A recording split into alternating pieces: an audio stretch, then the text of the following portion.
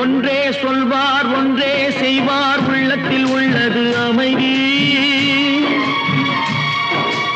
இன்பத்தில் துன்பம் துன்பத்தில் இன்பம் இறைவன் வகுத்த நியதி. ஒன்றே சொல்வார் ஒன்றே செய்வார் உள்ளத்தில் உள்ளது அமைதி.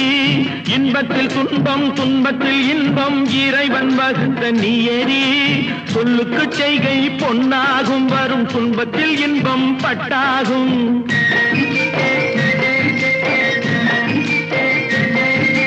சொல்லுக்கு செய்கை பொன்னாகும் வரும் துன்பத்தில் இன்பம் பட்டாகும். இந்த இரண்டு கட்டளை அறிந்த மனதில் எல்லா நன்மையும் உண்டாகும், எல்லா நன்மையும் உண்டாகும். ஆறு மனமே ஆறு, அந்த ஆண்டவன் கட்டளை ஆறு.